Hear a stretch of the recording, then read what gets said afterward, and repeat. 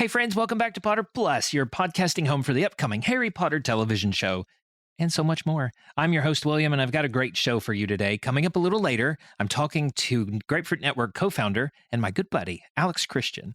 Now, Alex will be the first to tell you that he has more than a passing appreciation and fandom for the Harry Potter series, but an absolute rabid obsession with cinematography.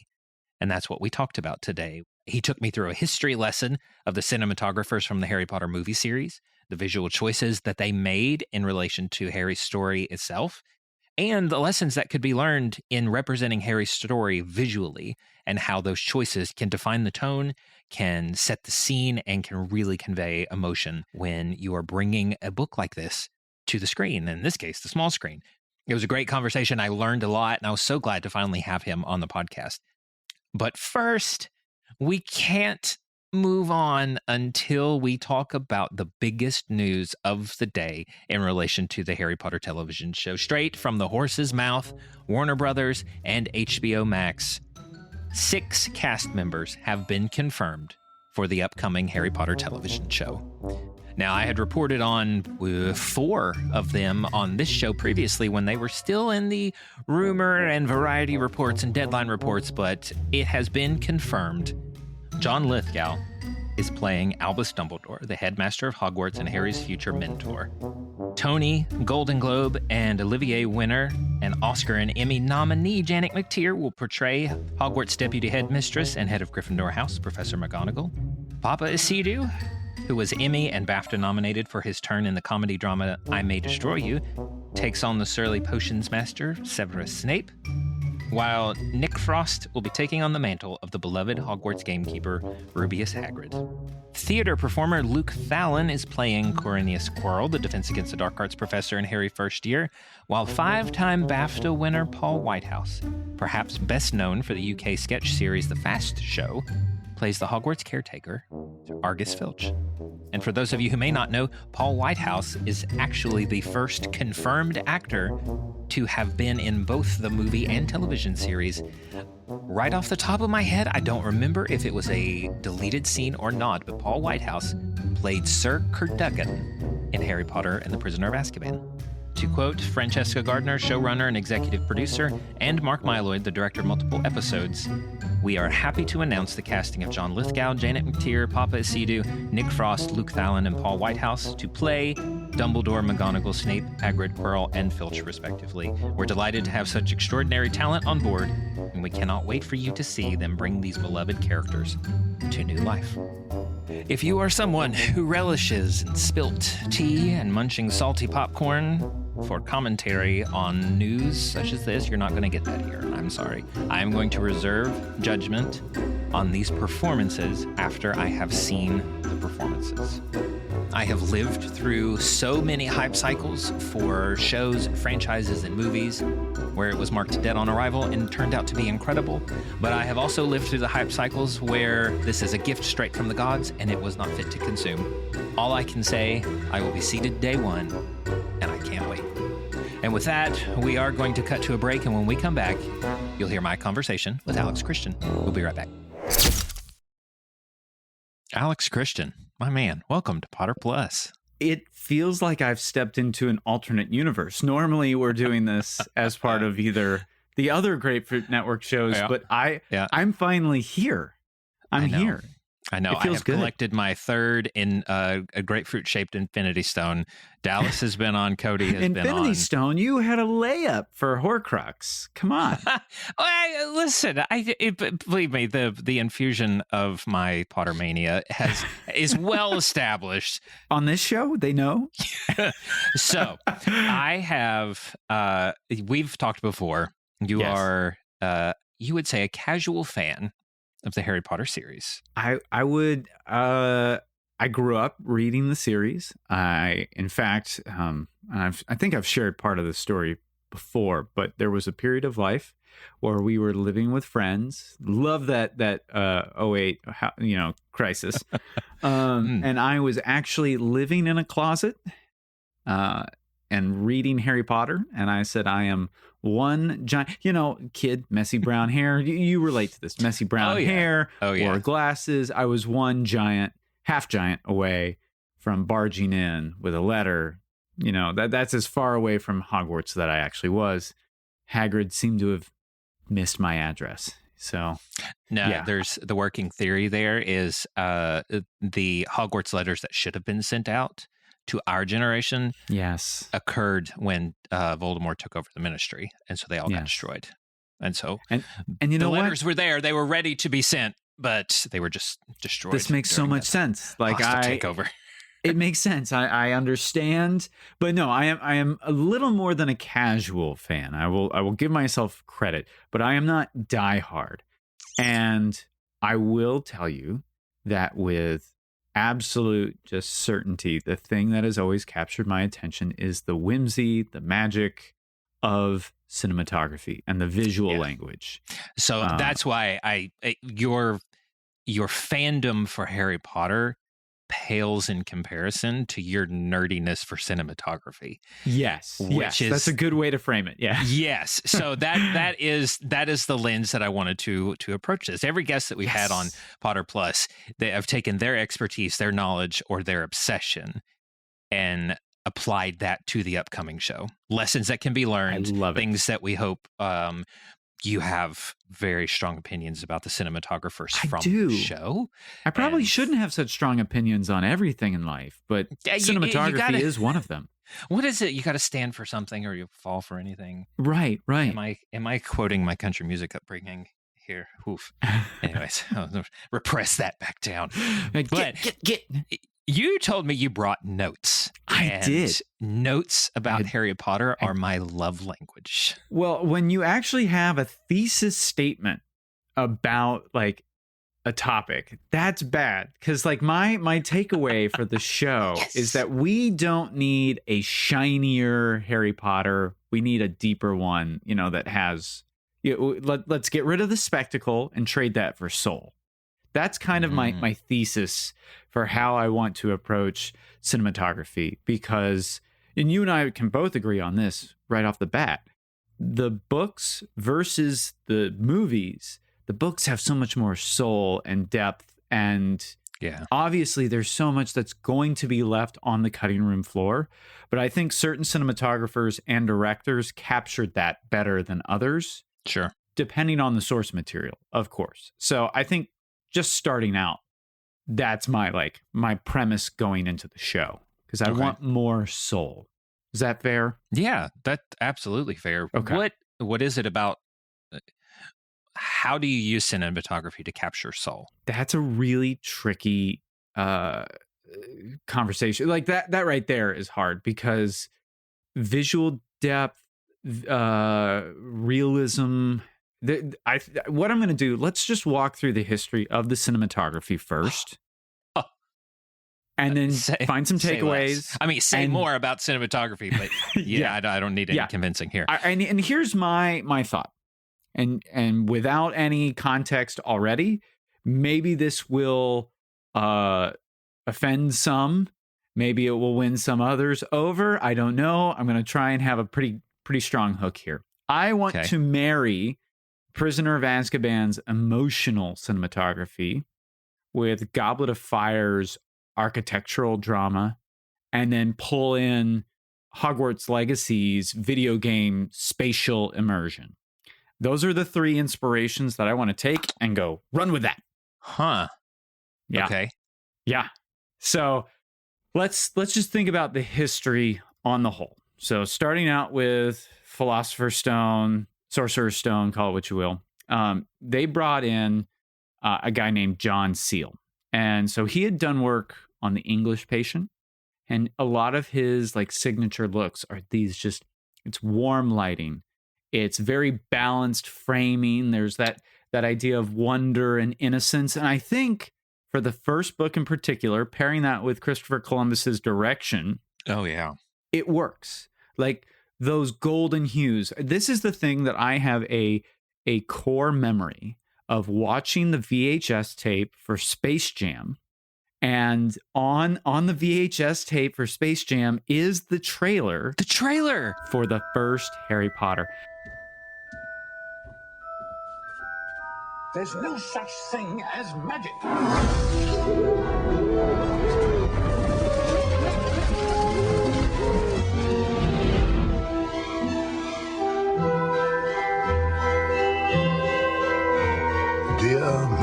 Potter.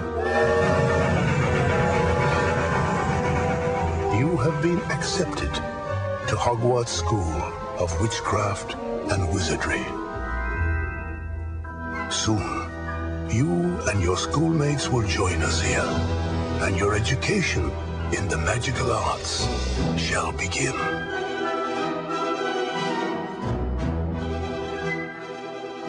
And it's when I first watched the movie, there have not been many trailers that more accurately capture the tone and the story. Like, that's a perfect trailer in my mind. I agree.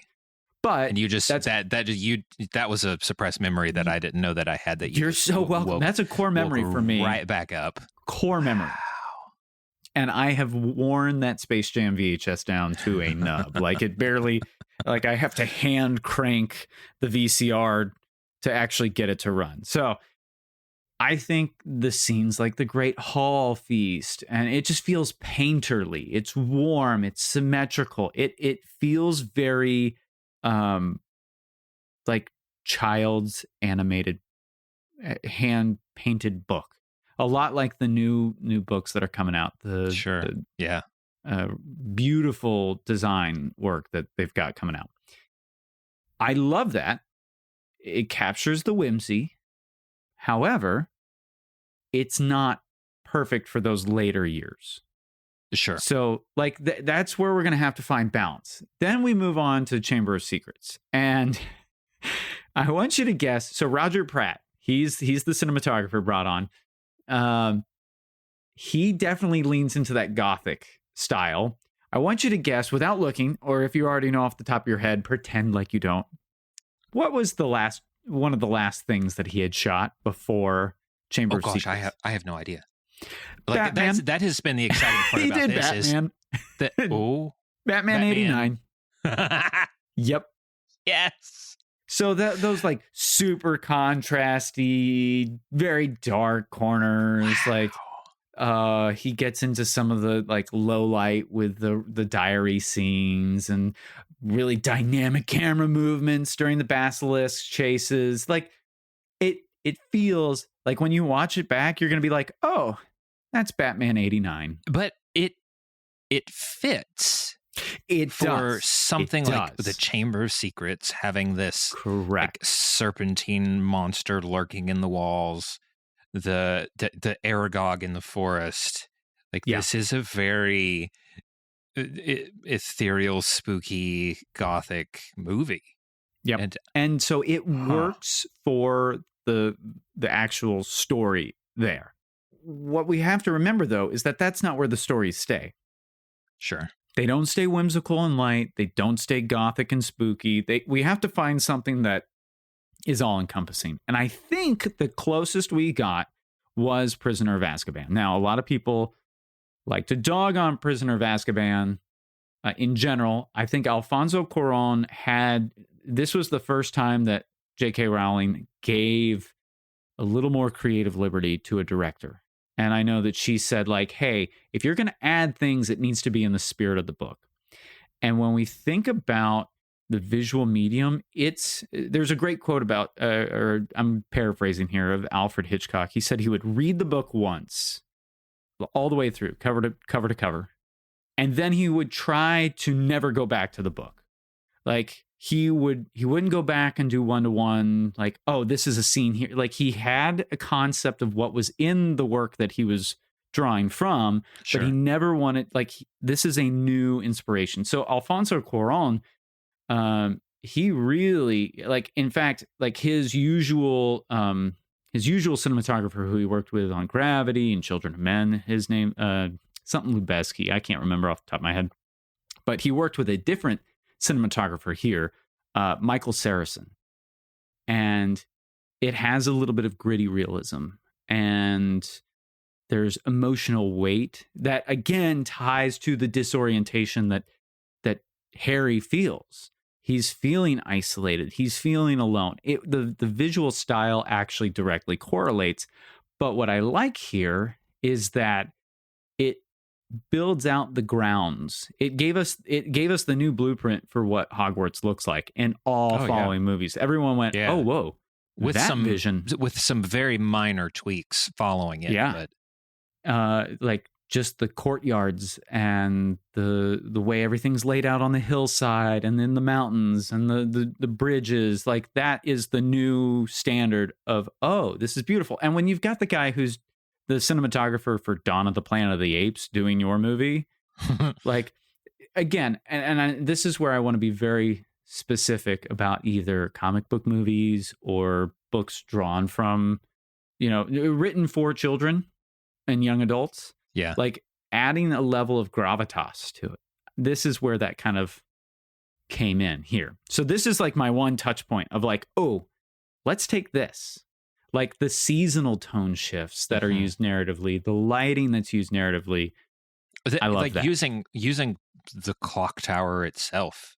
There is no clock tower ever referenced in the books, but adding that as effectively a character into a story that is ultimately about time travel, I was genius. And some of the ways that I think you actually turned me on to the video that was describing Arthur Weasley talking to Harry about Sirius Black and how they're inside the leaky cauldron. It's that one shot where Sirius is always lurking in the background, and the more Harry gets isolated from the group around him, the closer Sirius gets to him. Yep. And so it's and that's part of the visual language of cinematography, is like how we frame a shot dictates the intimacy that we feel with a character. If you're using a wide angle shot, you feel less connected.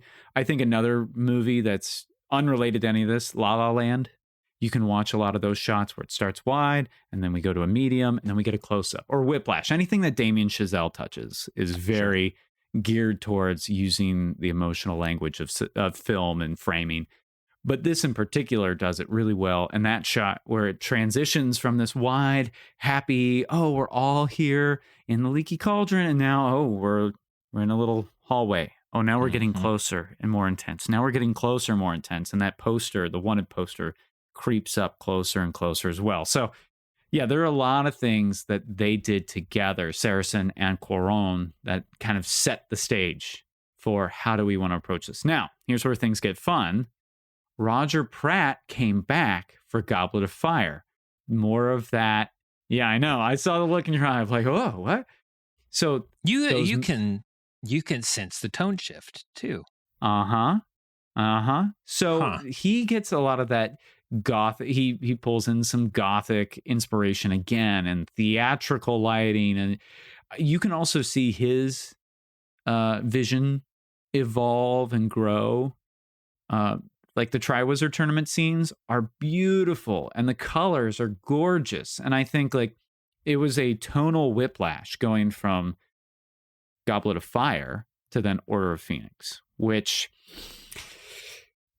So this is Slawomir Idziak, and he used a lot of experimental lenses. He had previously done Black Hawk Down and Gattaca, Ethan Hawke. Those are two movies that I go, wow, those are great movies.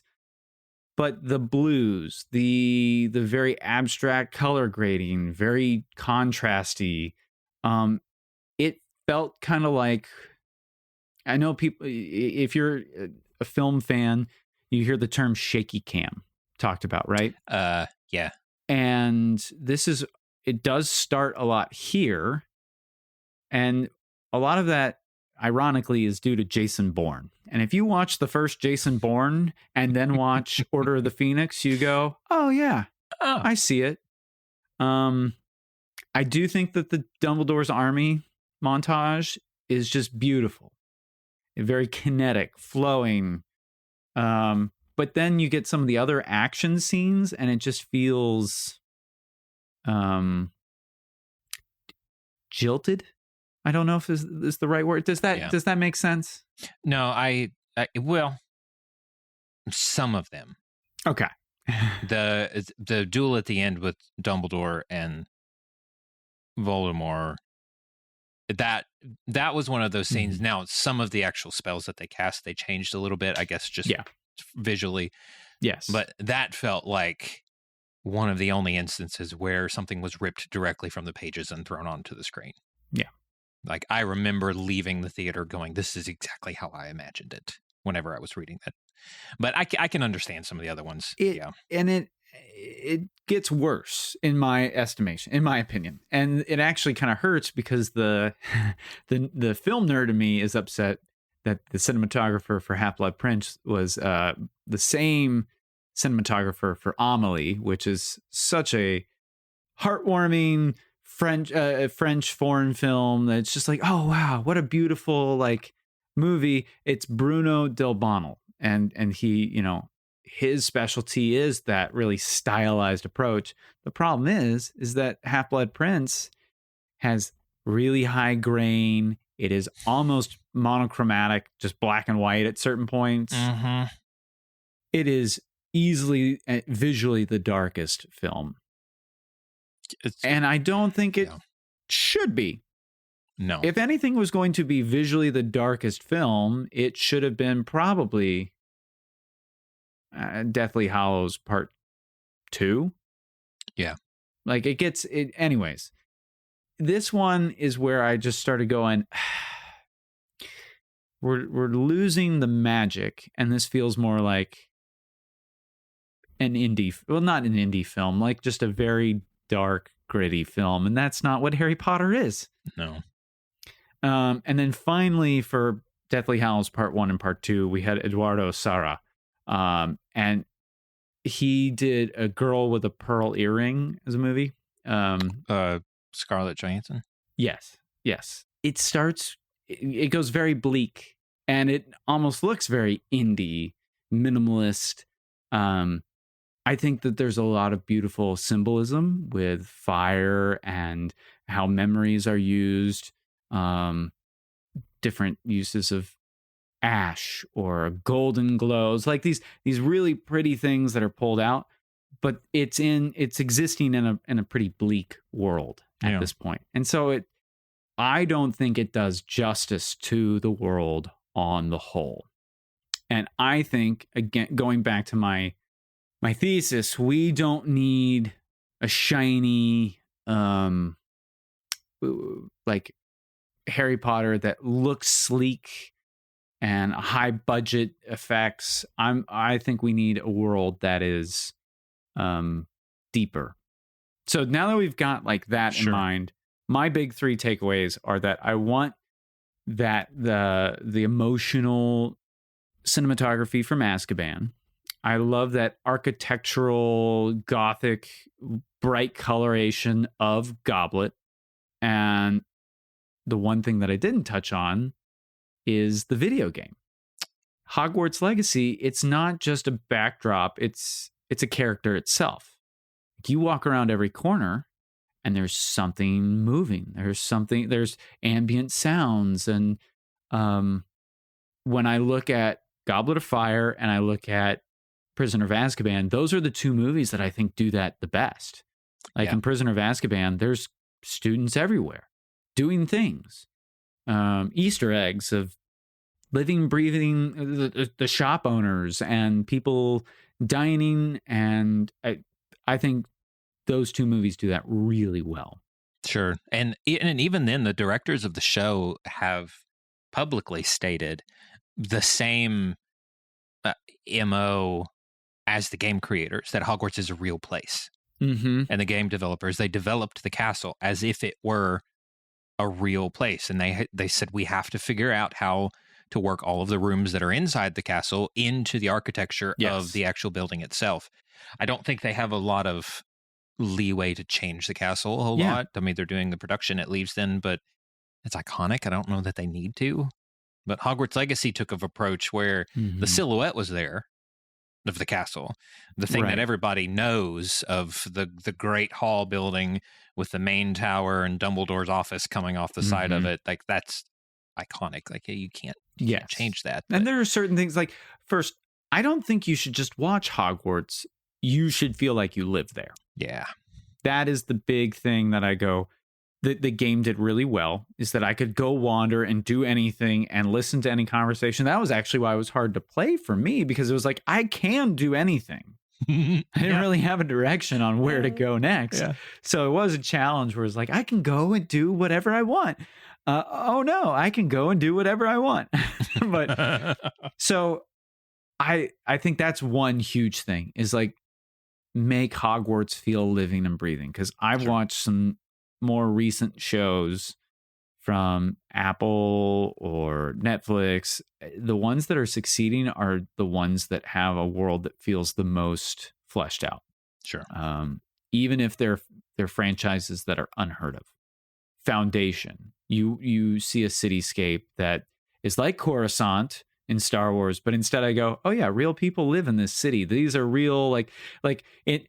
I'm gonna go back to our other fellow nerddoms. When a Star Trek crash happens and a whole city is demolished, you just kind of go, oh yeah, that's what the plot demands.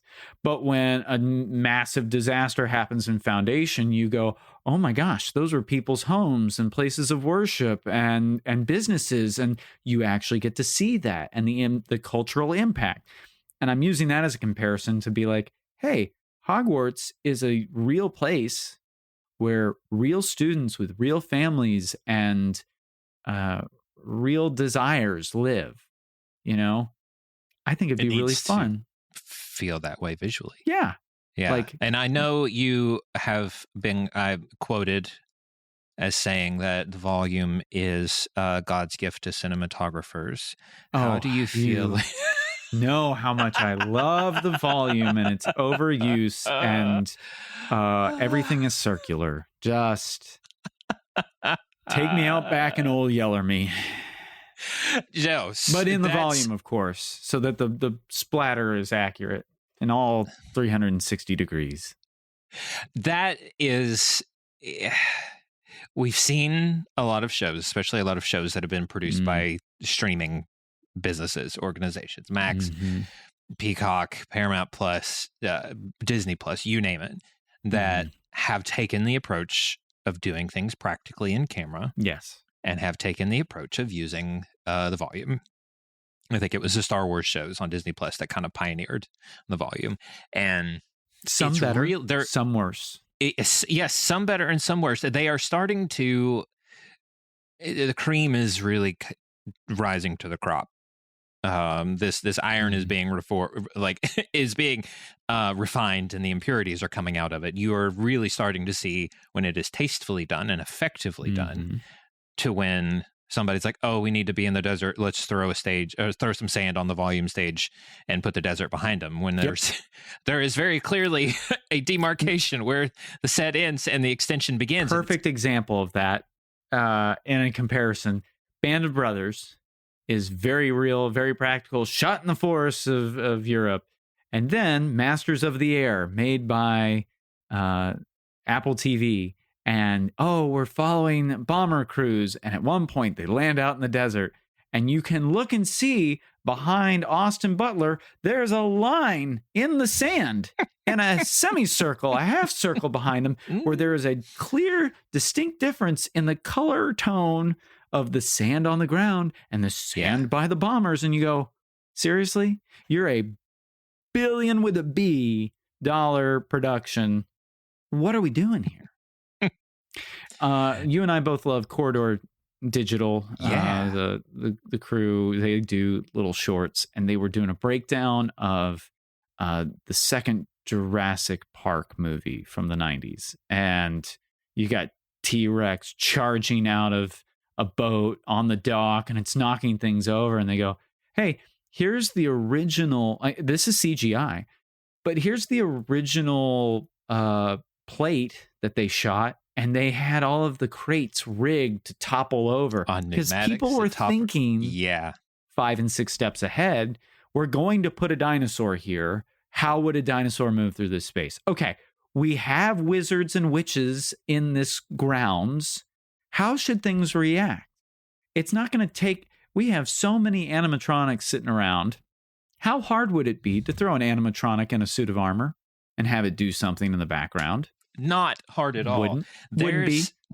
I think if you look at especially some of the videos coming out of Epic Universe, Oh, The Wizarding World, especially the French Quarter, is Fantastic Beast themed. Which, side note, gives me hope that they're going to revive the Fantastic Beast series and finish this out since they invested in a theme park. as they should. But there are creature spots where you can interact with magical creatures. And a lot of them are done with animatronics. A lot of them are done with puppeteering. And it's uncanny how good it is.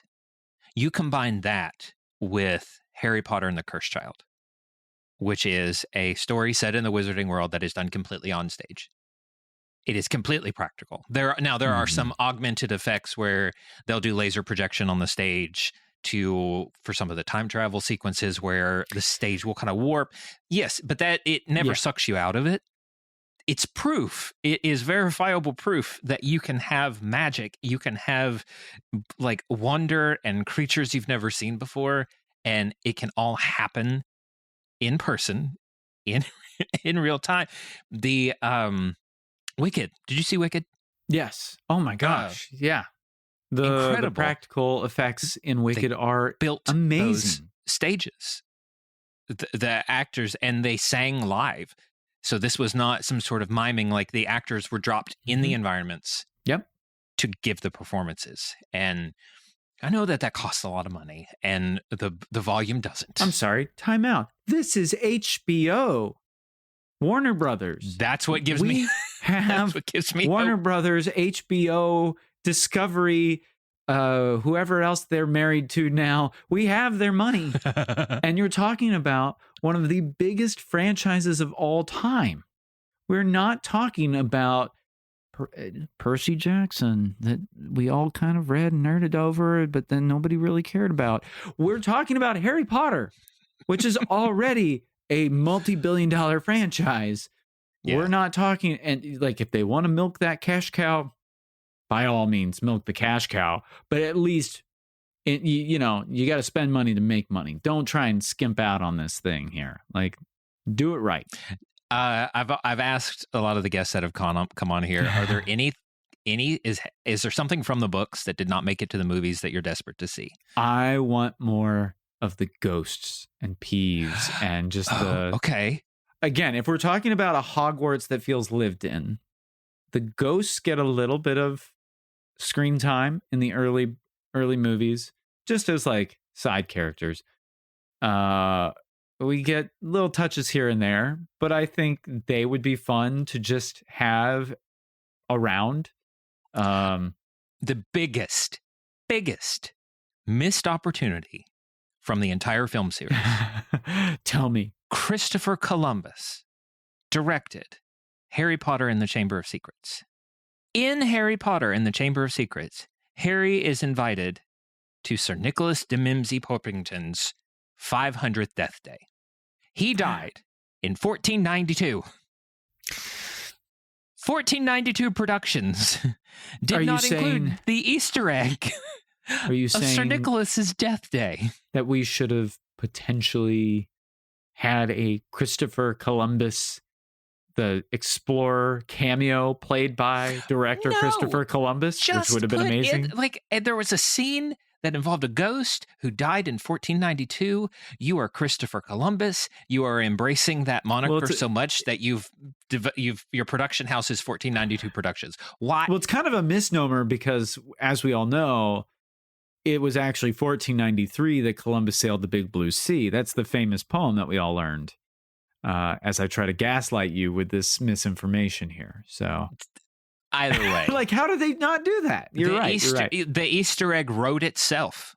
I know. And he left it out. But that's a scene that I really wanted to see visualized, was the death party. I think in general, I want to see more of the library. I want to see more of, I mean, even in the game, you kind of explore the library a little bit, and you're like, that's not how I imagined the library being laid out. Interesting. And it's fun. I want to see more of just day-to-day life, classes. There are those quiet moments that we miss. The small conversations, the political activism that Hermione is engaged in, and it's like, what is going on with the house elves in Hogwarts? What is going on in the kitchens? Those are the scenes that I want to see. Build out the world, flesh out the world. I think that's something that Alfonso Cuarón did in Prisoner of Azkaban, where, hey, this is a lived-in world. The kids wearing their regular non-school clothes for events, like that feels like a real-world touch, and rolling up their sleeves. Or, hey, as much as we like to rag on the hair in Prisoner or in Goblet of Fire, what would happen where Harry and Ron decide, oh, let me grow out my hair. I've never tried to grow out my hair before. Like, those kind, like we all did that. Like, this is childhood. What does that look like? I don't want anything to be explicit per se, but what does romance look like for a bunch of teenagers trapped at a castle? Those little bickering moments, like those are things, again, like 5 and 6 tried to do as movies, and the angsty teenage, like, you're flirting with my girl, bro, but like you've only got 2 hours, and it kind of feels a little forced. I think it was David Heyman, maybe. No, Steve Kloves, the screenwriter, that he said if it did not directly pertain to Harry or advance Harry's story forward, it got cut. And that's why we didn't see Peeves. That's why we didn't see any of the spew or of that activism. But the showrunners have come out and said they have 8 hours to play with for the first season. See, so this is what I wish. Maybe this is a bigger indictment against the industry on the whole than it is about them in particular. I don't want more miniseries. I want 20 episode seasons where I get. We love to rag on filler episodes. Like, I feel like I've used that phrase too much today. We as viewers go, oh, that was a filler episode, but we have forgotten the value that it serves, where it builds out the world and the characters. Give me more filler episodes where I can just spend time with the people. Yeah, and I'm thinking there's 13 chapters. No, 17. Okay, so the first if they did an hour per chapter, I'd be here for it. Now, some of them are not as beefy as the others, so I would imagine there's going to be a lot of. If 2 or 3 chapters tie together, sure. So where I think, these books though, they're very the chapters especially are very episodic. Yeah, they have that like twist at the end of the chapter to get you to continue reading the next chapter, which I think would translate incredibly well to television. I think if I was looking at an archetype for a show that captured the tonality of its books the best, I've probably talked about this on our other shows before. A series of unfortunate events on Netflix. Not the Jim Carrey one, but the Neil Patrick Harris one. Sure. I have not watched a show or a movie that quite so perfectly captured the tone.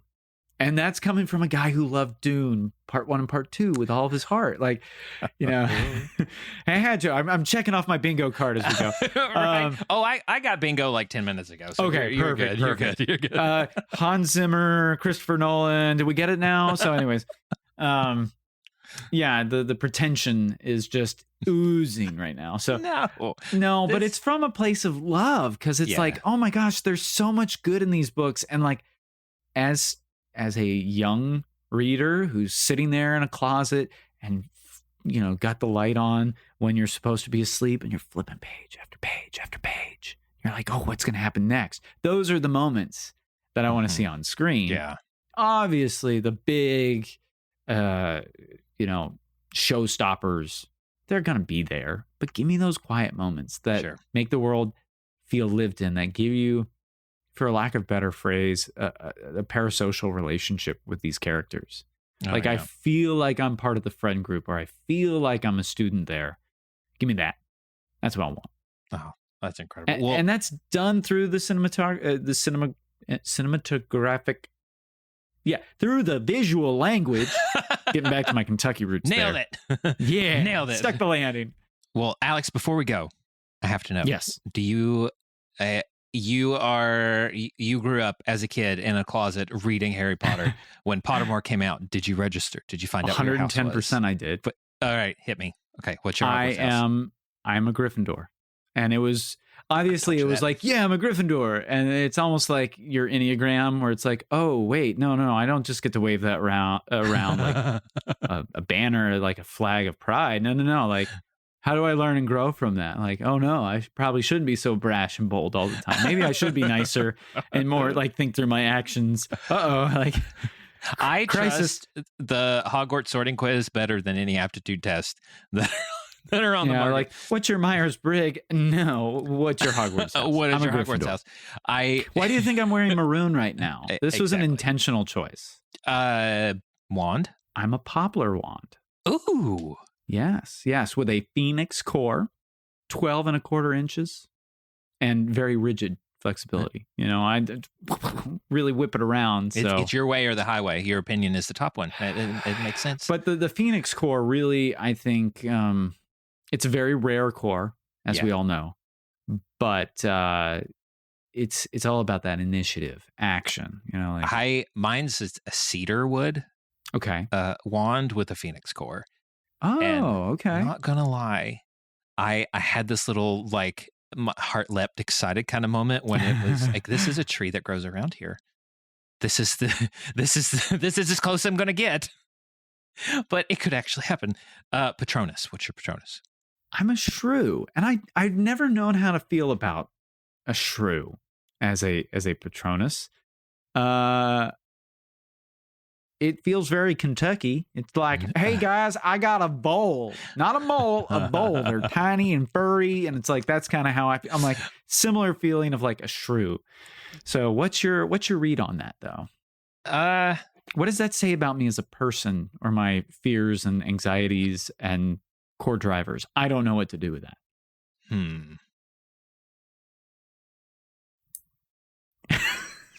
I've broken William. Skilled. Mm-hmm. I do think that there's a level of depth to that. Mm-hmm. Like I want to get to the bottom of things, literally as a shrew. Mine's a gray squirrel. A gray squirrel. Interesting. Could not be more perfect. You go up the trees. I dig deep. Oh no, I was saying in reference to my adult diagnosis of ADHD. It could not be more perfect. Okay. Squirrel. What is?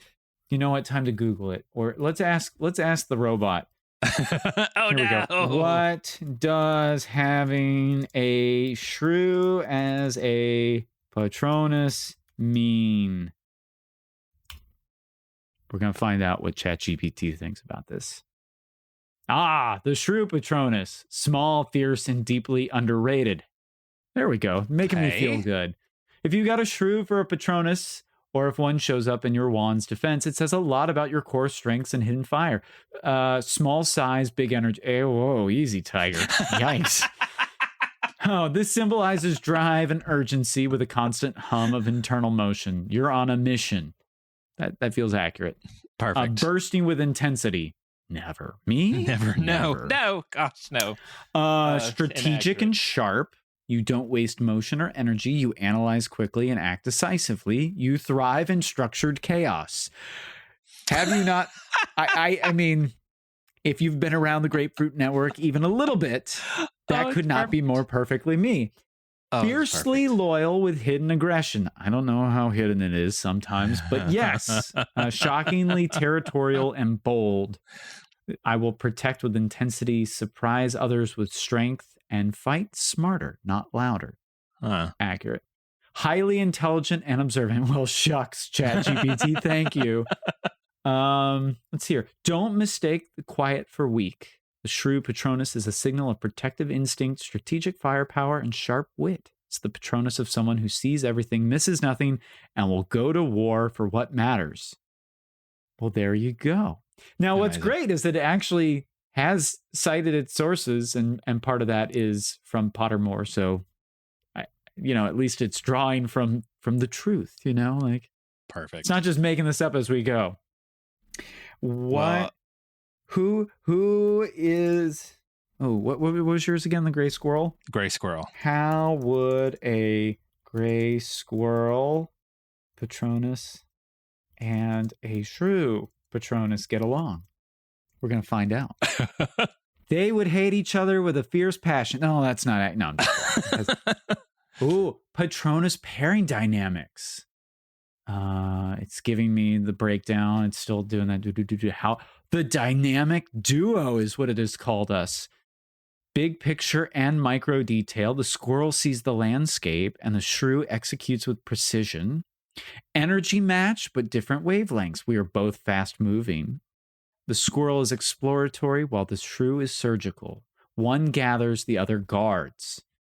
The squirrel brings lightness. The shrew brings gravity. The squirrel reminds the shrew to play, loosen up, and enjoy the journey. And the shrew reminds the squirrel not to spread too thin or miss what's really important. The vibe together is strategic mischief meets tactical firepower. This pair could run an underground resistance movement and make it fun. One plants ideas, the other protects them. Think Lupin and Tonks if they were tiny and fast and had access to magical spreadsheets. What? Oh no, this is too accurate. You're right.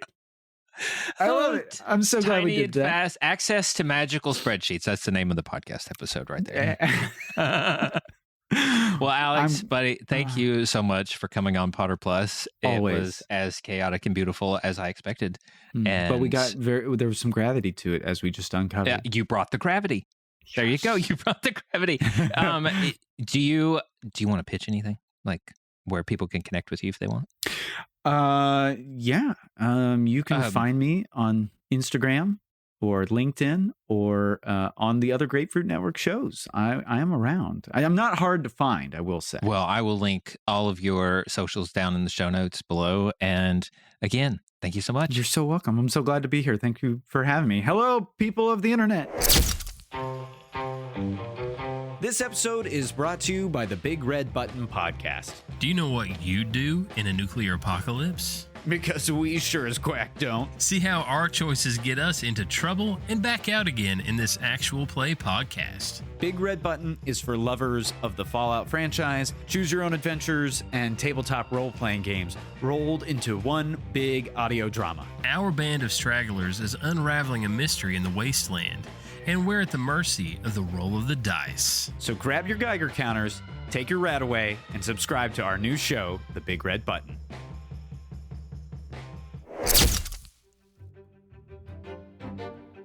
Well, that's it for this episode, guys. Alex, thank you again for coming on the show. If the Venn diagram of Harry Potter and your current obsession ever overlap again, you're always welcome back. You know that.